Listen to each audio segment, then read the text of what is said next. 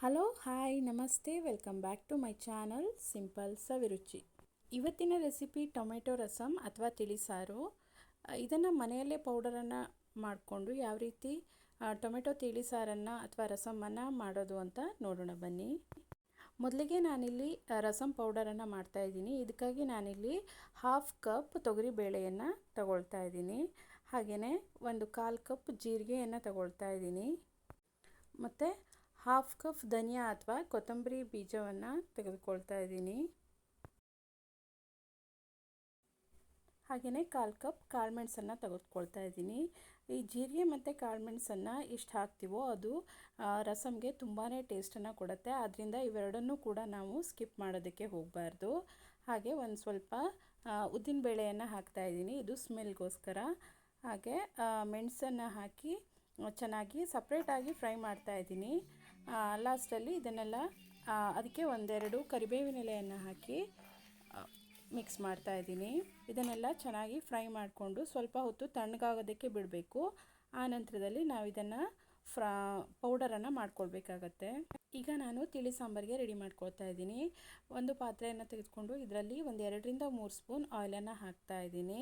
ಈ ಆಯಿಲು ಸ್ವಲ್ಪ ಬಿಸಿ ಆದ ನಂತರ ಇದಕ್ಕೆ ಒಂದು ಸ್ವಲ್ಪ ಸಾಸಿವೆಯನ್ನು ಹಾಕ್ತಾಯಿದ್ದೀನಿ. ಸಾಸಿವೆ ಸಿಡಿಯೋದಕ್ಕೆ ಸ್ಟಾರ್ಟ್ ಆದ ನಂತರ ಇದಕ್ಕೆ ಸ್ವಲ್ಪ ಜೀರಿಗೆ,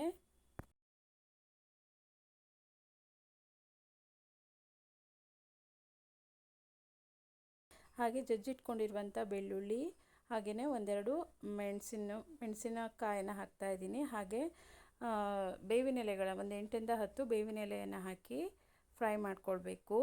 ಇದು ಸ್ವಲ್ಪ ಫ್ರೈ ಆದ ನಂತರ ಚಿಕ್ಕದಾಗಿ ಕಟ್ ಮಾಡ್ಕೊಂಡಿರುವಂಥ ಟೊಮೆಟೊವನ್ನು ಹಾಕಿ ನಾನು ಚೆನ್ನಾಗಿ ಫ್ರೈ ಮಾಡ್ಕೊಳ್ತಾ ಇದ್ದೀನಿ. ಇದು ಹೀಗೆ ಫ್ರೈ ಆಗ್ತಾ ಇರಲಿ. ನಾವು ಇವಾಗ ಹುರಿದಿಟ್ಕೊಂಡಿರುವಂಥ ರಸಮ್ ಪೌಡರನ್ನು ರೆಡಿ ಮಾಡ್ಕೊಳ್ಳೋಣ. ಇದನ್ನು ಮಿಕ್ಸಿಗೆ ಹಾಕಿದ್ದೀನಿ. ಇವಾಗ ಇದನ್ನು ನುಣ್ಣಗೆ ರುಬ್ಕೊಳ್ಬೇಕಾಗತ್ತೆ. ನೋಡಿ, ಈ ಥರ ನುಣ್ಣಗೆ ರುಬ್ಕೊಂಡಿದ್ದೀನಿ.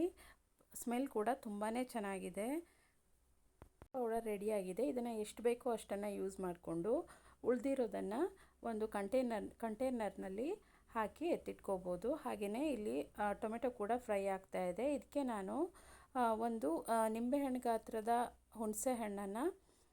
ಹುಣಸೆಹಣ್ಣಿನ ರಸವನ್ನು ಹಾಕ್ತಾಯಿದ್ದೀನಿ. ಹಾಗೆಯೇ ಸ್ವಲ್ಪ ಅರಿಶಿನ ಪುಡಿಯನ್ನು ಹಾಕ್ತಾಯಿದ್ದೀನಿ. ಸ್ವಲ್ಪ ಸಾಲ್ಟನ್ನು ಹಾಕಿ ಚೆನ್ನಾಗಿ ಮಿಕ್ಸ್ ಮಾಡಿ ಕುದಿಸ್ತಾ ಇದ್ದೀನಿ. ಇದು ಸ್ವಲ್ಪ ಒಂದು 5 ನಿಮಿಷಗಳ ಕಾಲ ಹೀಗೇ ಚೆನ್ನಾಗಿ ಇದನ್ನು ಕುದಿಸ್ಕೊಳ್ಬೇಕಾಗತ್ತೆ. ನೀವು ಬೆಳ್ಳುಳ್ಳಿಯನ್ನು ಯೂಸ್ ಮಾಡಿಲ್ಲ ಅಂತ ಆದರೆ ಇದಕ್ಕೆ ಸ್ವಲ್ಪ ಇಂಗನ್ನು ಕೂಡ ನೀವು ಆ್ಯಡ್ ಮಾಡ್ಕೋಬೋದು. ನಾನಿಲ್ಲಿ ಬೆಳ್ಳುಳ್ಳಿಯನ್ನು ಹಾಕಿರೋದ್ರಿಂದ ಇಂಗನ್ನು ಆ್ಯಡ್ ಮಾಡ್ತಾ ಇಲ್ಲ. ಬಿಸಿ ಬಿಸಿಯಾದ ರೈಸ್ ಜೊತೆ ಈ ರಸಮ್ ತುಂಬಾ ಚೆನ್ನಾಗಿರುತ್ತೆ. ಹಾಗೆಯೇ ಮಾಡೋದಕ್ಕೂ ಕೂಡ ತುಂಬಾ ಸುಲಭ ಅಂತಲೇ ಹೇಳ್ಬೋದು. ನೋಡಿ, ಈಗ ಚೆನ್ನಾಗಿ ಕುದೀತಾ ಇದೆ. ಒಂದು 5 ನಿಮಿಷ ಆಗಿದೆ. ಈಗ ನಾವು ಪೌಡರ್ ಮಾಡ್ಕೊಂಡಿರುವಂಥ ರಸಮ್ ಪೌಡರನ್ನು ಇದಕ್ಕೆ ಆ್ಯಡ್ ಮಾಡ್ತಾಯಿದ್ದೀನಿ. ನಾನಿಲ್ಲಿ 3 ಸ್ಪೂನ್ ರಸಮ್ ಪೌಡರನ್ನು ಹಾಕ್ತಾಯಿದ್ದೀನಿ. ನೀವು ಕ್ವಾಂಟಿಟಿಯನ್ನು ನೋಡಿಕೊಂಡು ರಸಮ್ ಪೌಡರನ್ನು ಹಾಕ್ಕೊಳ್ಬೋದು. ಹೀಗೆ ಚೆನ್ನಾಗಿ ಮಿಕ್ಸ್ ಮಾಡ್ಕೊಳ್ಳೋಣ.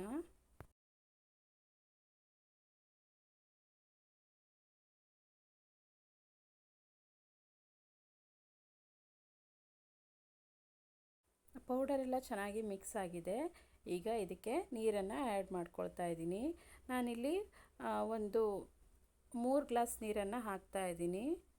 ಹಾಕಿ ನಿಮ್ಮ ಉಪ್ಪನ್ನು ನೋಡಿಕೊಂಡು ಹಾಕ್ಕೊಳ್ಬೇಕಾಗತ್ತೆ. ಈಗ ಇದನ್ನು ಒಂದು 10 ನಿಮಿಷಗಳ ಕಾಲ ಚೆನ್ನಾಗಿ ಕುದಿಸ್ಕೊಳ್ಬೇಕು.